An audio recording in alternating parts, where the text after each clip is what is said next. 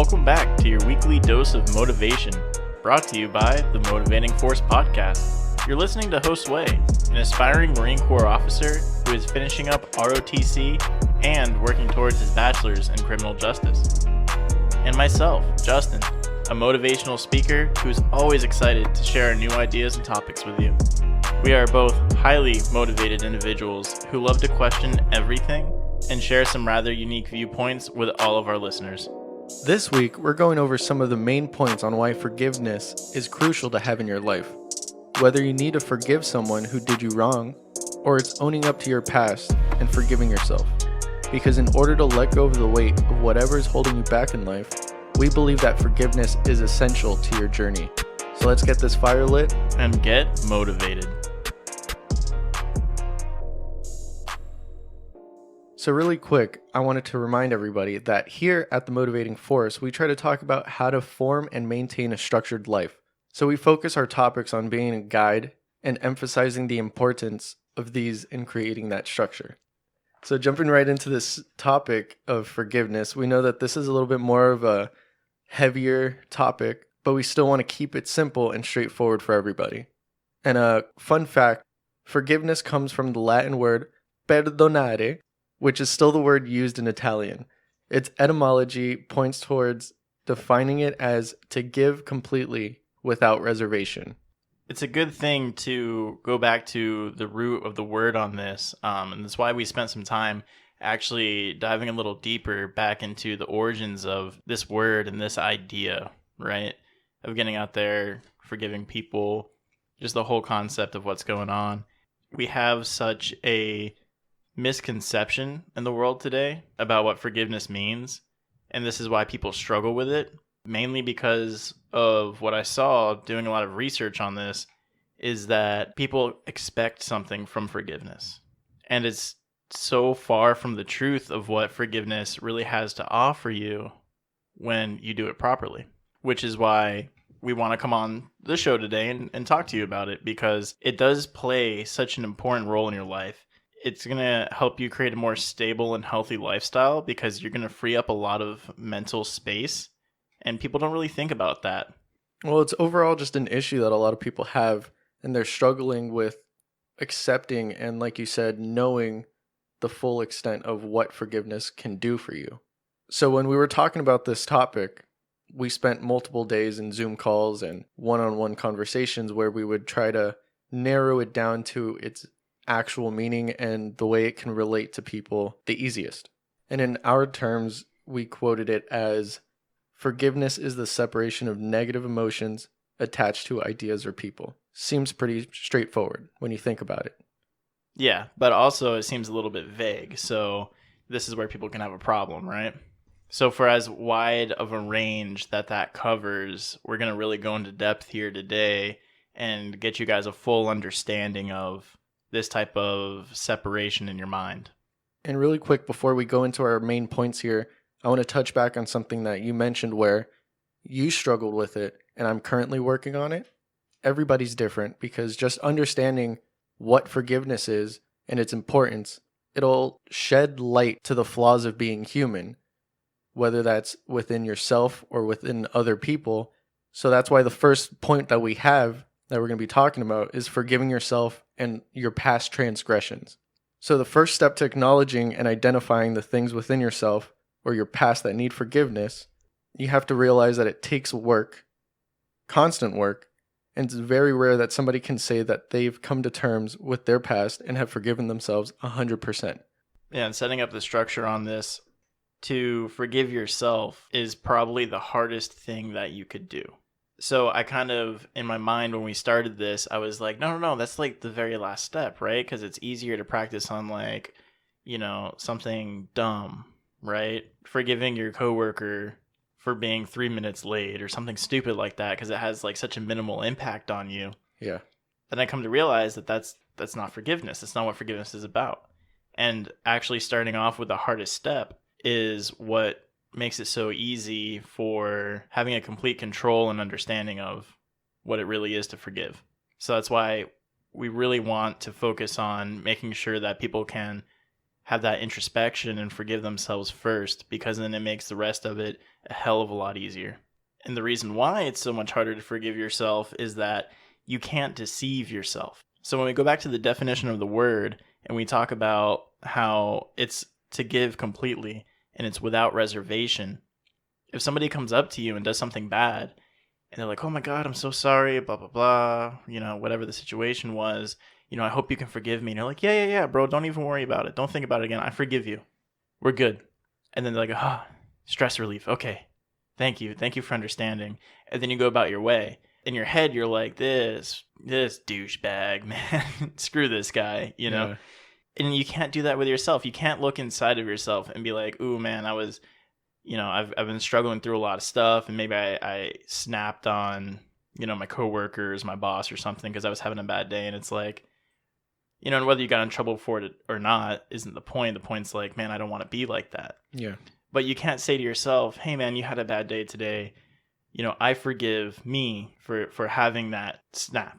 And then at the same time, think the next second later, I'm such a douchebag. Yeah. I mean, the first part, it's hard enough for people to have that introspection to begin with, to even realize that it's them that they need to forgive themselves. Well, yeah, that's a good point. Yeah.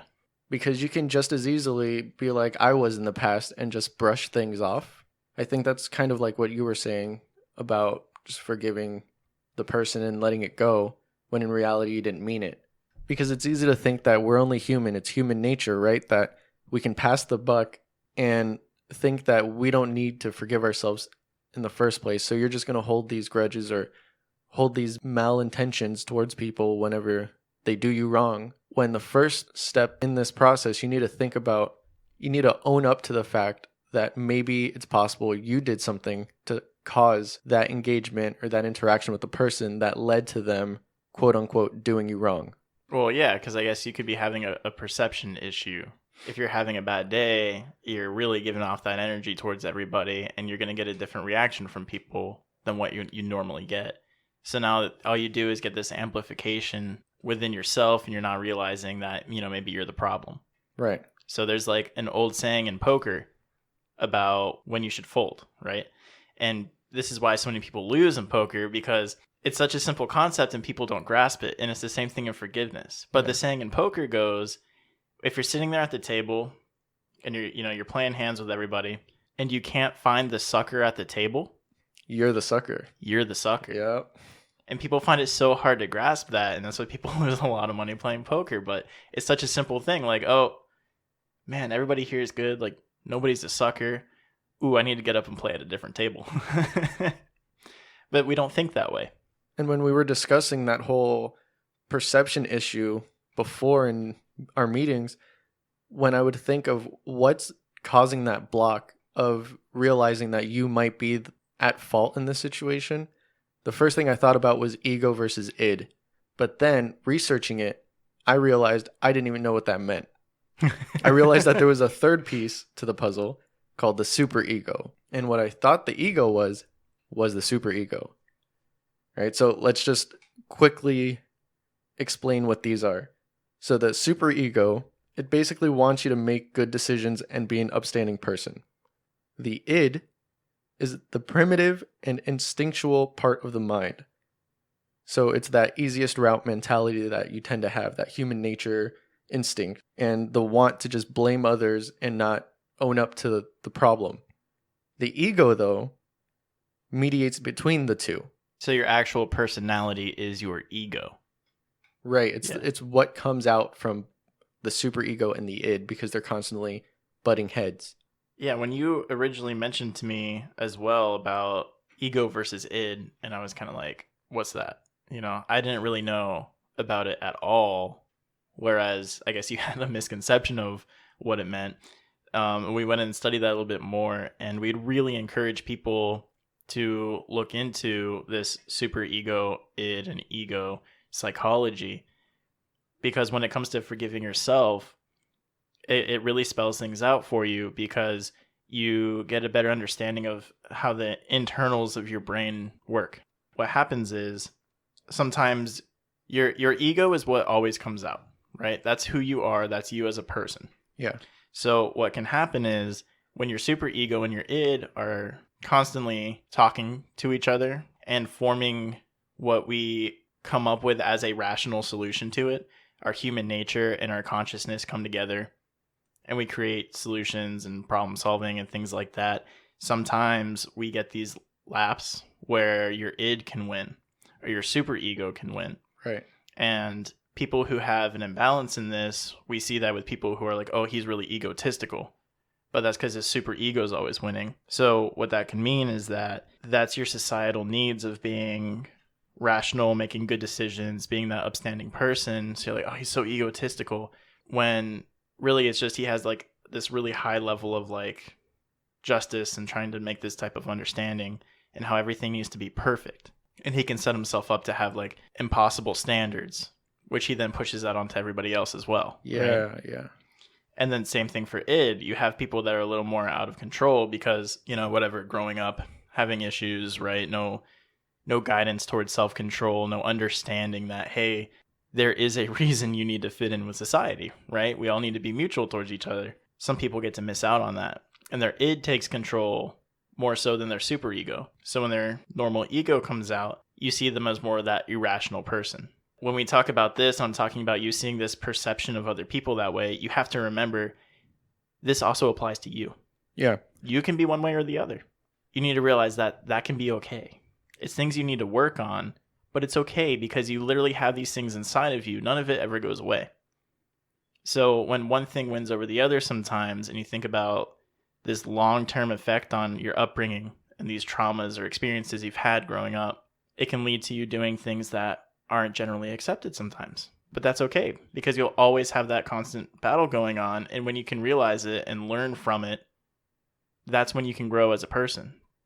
That's when you can create a stronger structure. So this is why you need to be able to forgive yourself for those things. Hey everyone, real quick, just a real soft sponsorship this week. This episode is actually brought to you by advertisements. Advertisements help us do what we love because it's the only way we actually get paid. Advertisements. Give us one! Yeah, and I wanted to bring up at the point of therapy or self-therapy in a sense when we're talking about that mental clarity and being able to analyze or being able to have that self-reflection, because that's the hardest part in this. Why is somebody that's egotistical or instinctual, like that they're acting out of human instinct or nature because of their upbringing, why are they going to be looking into themselves as being the problem? Usually the people that are egotistical won't look at themselves as being the problem. That's why we hope that the people listening to this podcast can have that little light to their fire to just look in the mirror and analyze in themselves that maybe they are flawed, Yeah, there's no maybe there to it, right? Yeah, no, it's a we it's a do fact. have problems, yeah. Because just having that reflection and looking into themselves, they realize that they are struggling with something bigger than they thought. And sometimes that's why if you can reach out to a therapist, or if you can't do that, just reach out to your friends or family, because the true friends that you surround yourself with will be willing to tell you the truth, will be willing to tell you where you're struggling. But you have to also be able to accept that and work on forgiving yourself on even the little things before you can start forgiving others and just moving away from negativity that you've had in your past, in growing up, in past jobs, just overall life experiences. Yeah, we all make mistakes in every area of our life. That's part of being a human, and it's also part of growing. And also when you think about it, it's like that whole love theory. You can't love somebody else fully without loving yourself first. So if you take that and just change the word love to forgive, you can't forgive others fully until you can forgive yourself first. And that brings us to our second point, where we're going to start talking about why you should be able to forgive others. So this is why it was important for us to be able to forgive ourselves first, because when you can start doing that, you get a whole concept, a whole understanding of what forgiveness is and what it's about. And this is when it gets easier to start forgiving others after you've already started to forgive yourself, right? Yeah. You don't need to be able to forgive yourself 100%, like we mentioned, to really start moving forward with this and forgiving others, right? Because this is a whole process that you have to work through if you're struggling with this. Yeah, and like I said, it's very, very rare, probably impossible, that you're going to find somebody that's 100% at peace and have forgiven everything that they've done in the past. So getting all those concepts down, it's more often than not that you're the one that's going to sit there and think about these situations whenever something bad happened to you. And the person that quote unquote did you wrong doesn't think twice about it. And it's because we have to understand first those concepts that we just got done talking about, because their whole life experiences, their whole traumas that they've been through led them to make decisions, and sometimes people will make the wrong decisions, and that can negatively impact you. But as an individual, they don't realize what they just did. So you're going to sit there and brew on it all day. You're going to be taking up all this mental capacity, this mental energy towards like, well, how could they say that to me? Don't they know that, I'm self-conscious about that area, or whatever, thing you're going to come up with for it. And the other person's just going on about their day. Yeah, they're not even thinking twice about whatever it is that you think they did. Yeah, because it's not that serious. People really do not go out there with a malicious intent to make other people's day worse. Right. You come across that rarely. In general, if somebody makes a comment to you in passing, that's not what it's about. You take it with a grain of salt. You can't just take it that's exactly what they meant to the fullest extent. Yeah, and when we grasp onto those little things that people say and just let it fester in our minds and irritate us, you can see how we need to make that jump forward, right? Because this is a big step for not living in the past. Yeah. Because these little passing comments, and you let it bring you down all day, well, what happens with the bigger things that happen? Now, all of a sudden, you're going to be thinking about this thing for months. Yep. This person probably doesn't even remember who you are. They'd walk by you on the street again. You'd have no idea. They'd have no idea who you are, what's going on. They'd be like, oh, yeah, weren't you the one guy at the coffee shop? And you're like, yeah. You said this, this, said and that. This. Yeah. And it's like, you focused on it for so long. Think about what you could do with all that energy. That's why we gave you guys that quick PSA at the beginning. Like, hey, remember, we're here to talk to you about living a structured life. This is what we're all about here. And when you can start forgiving others, this is what helps you create more structure, because you're freeing up all that space in your mind for just better things that actually matter, which is why it's so good and such a liberating feeling to just forgive others completely by the true definition of it. No reservation at all. Now that person's gone from your mind for any of those negative transgressions that, even if they were justifiably there, you forgive it and you let it go, right? Yeah. Because now you're on to new and better things. Yeah. And it also helps you start that path of newer and better things. Because really quick, I'm going to explain a brief story within my past with my mom and I, and why I'm currently going through this path of forgiveness. Because once I was able to realize that I needed to forgive myself, I can start looking at the little things that, like you said, I think that she's always thinking about that she did wrong. But in reality, they're little things that I perceived as wrong, but she thought that she was doing everything in the right. So she's not thinking twice about it. I don't really want to go into big detail with my past and all of that with my mother. But the point that I'm trying to make is that the relationship's growing, it's getting better, it's healing, and it's something that I should have done earlier instead of holding on to this for so long and having that negative energy and emotion towards my mother. Once I started this journey of forgiving myself and forgiving her for little things, it's healed so much in the relationship. Yeah, I know we got pretty one-on-one about that to really get into the understanding of forgiveness and how like your journey's been. And like you said, of course, so with respect to you and to her, not to get into it too much, what I really got from that was it was really more about your perception. Right. And then it's coming to you understanding that she doesn't even realize these things, right? She had a totally different intention. So like what we talked about with that malicious intent. So it shows that if she didn't have any of that malicious intent, then it's like there's no real conversation there for forgiveness, right? She doesn't need to be like, oh, I did this thing wrong to you, because, she's just doing things to the best of her ability, and you're realizing that now.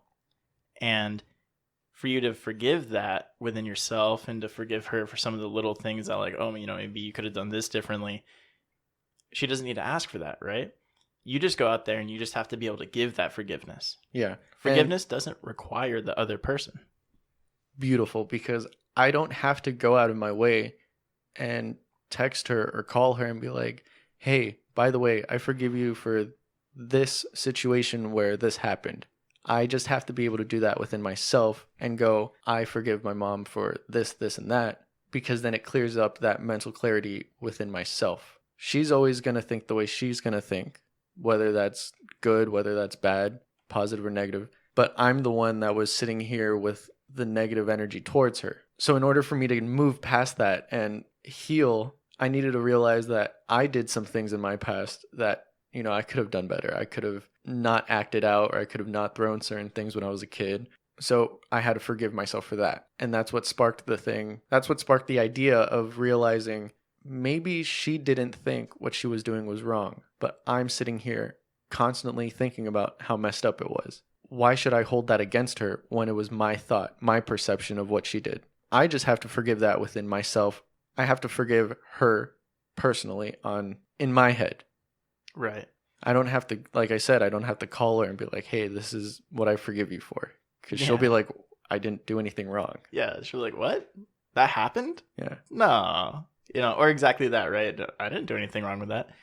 But that's why it's always that self-progress, that growth of yourself, and that's forgiving yourself, and forgiving others is also you growing within yourself. Yeah. That's funny because I just now thought about it. There's a whole TV show based off of this. You ever heard of the show My Name is Earl? That was like the early 2000s. Oh yeah, this is going to be just for a couple people. But that's the whole concept of the show. This guy, his name is Earl, and he makes this long list of people that he's done something bad against, and it was like the stupidest stuff, right? And he'd go on like this journey to find this guy who like dropped a scratch off ticket, and he went and picked it up, and it was a winning ticket, and he went and cashed it in, and it was like $2. Yeah. So he'd go through, and the whole episode was like him trying to find this guy to give him $2, and it's something that happened like years ago, and it's just for his way of coming to this forgiveness and this enlightenment. And it's really a sitcom kind of thing, right? It's just this whole funny show, and bad stuff happens to him all the time when he's trying to find these people. And then, because they're usually like, he'll go to give the guy the $2, and the guy's like, well, I want $200. And he's like, well, if that's what it takes to make it right. And then he has to go figure out how to do that. Yeah, of course they over exaggerate because it's a TV show, but yeah, you can take that same analogy to real life. Yeah. And it just shows like it's too much. That's not what forgiveness is. Yeah. Forgiveness is all about really yourself. And even when it's other people doing harm to you, it's still about yourself. You can go out there and make those things right. But then we're talking about that difference of forgiveness and consequence. We are going to touch on this. So to kind of help paint that clear picture, just to remember focusing on that forgiveness. That's why that's just the important part, because you can do that completely on your own. And you have to be able to separate the forgiveness from the consequence of whatever happened. That's where we talk about that misconception that people have today. They think that forgiveness needs to be followed up with something, whether it's a reward or a punishment, and it's causing people to just not forgive. So upon doing the research at the beginning of this, we came across a TED Talk that was done up by a woman named Sarah Montana.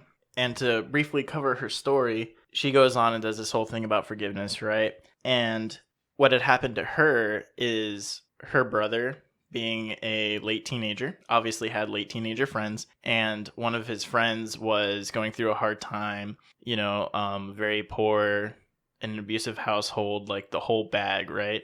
And what ended up happening was on Christmas Eve, or sometime around Christmas, I don't think it was exactly Christmas Eve, that kid had broken into their home to steal the presents to go pawn because he really needed money, right? So again, we're talking about somebody who has traumas in his life, just trying to get out there and do something. Well, when he breaks into the house, he notices the brother sleeping on the couch, and it freaks him out because he doesn't want to get caught. So he shoots and kills his friend. He goes to leave and realizes that he left his jacket behind. Evidence. How? I have no idea. Yeah. Right. So he goes to go back to grab it. Well, at this point, obviously, I mean, the gunshot, the mother came out and saw the son there, and she's over there, weeping over her son. And the guy comes back into the house to grab his jacket, sees the mother, knows that undoubtedly she's going to recognize him. So he kills her too. Yep. Grabs his stuff and leaves, obviously gets caught, right? This wasn't planned to be a murder. He just wanted to be able to pawn some stuff to have some money for the holidays. So this is what Sarah Montana had to come home to on Christmas time, was having her brother and her mother murdered. So she lives through this for so many years. And she talks about, of course, the consequences, right? This guy obviously goes to prison. What she found to be eye-opening to her was when she started researching on where this guy was after so many years. And she's like, okay, he's in this prison. And then she starts looking into that prison, and she's like, wow, that prison's like rated in like the top 10 worst prisons in the United States. Like, there's so much malpractice that goes on there. The prisoners are abused regularly, stuff like that. And she starts putting this human image back on the murderer. Yeah, thinking that he's already suffering enough for what he's doing. Yeah. And she was like, wow, what's my suffering compared to what he's going through every day? Because he's going to be there for the rest of his life. Yeah. So she starts getting away from, of course, those consequences, right? Because consequences are when you do something wrong, what makes that equal to the eyes of society? Yeah. An eye for an eye. Not to the victim. Yeah. Because exactly, we see that as the victim, you think eye for an eye, right? It's like, okay, you murder somebody, well, you need to be killed, right? Because that's eye for an eye. You take a life, then you have to give your life. But the consequences, our judicial system, it's based off of, okay, well, if you do something wrong, how do we make this acceptable to society? Yeah. And to the victim, that's never going to seem fair. And she makes this point. This is why I'm being able to say that now, because she goes through and talks about this really deeply. Now she starts seeing this difference between the forgiveness and the consequence of what's going on. And she has a really great quote to bring into kind of our concept here about how you let these things fester in your mind and attach to you. And she says, when we choose vengeance, we're actually signing a blood oath to chain our stories to our enemies for the rest of time. So because you think that to forgive, you need to have the justifiable punishment or reward for the situation, what you're really talking about is vengeance.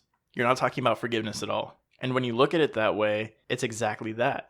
You're signing yourself up to be so emotionally connected and attached to the person that did you wrong. So that way you can sit there and count your pennies and tally up until things are made right in your eyes.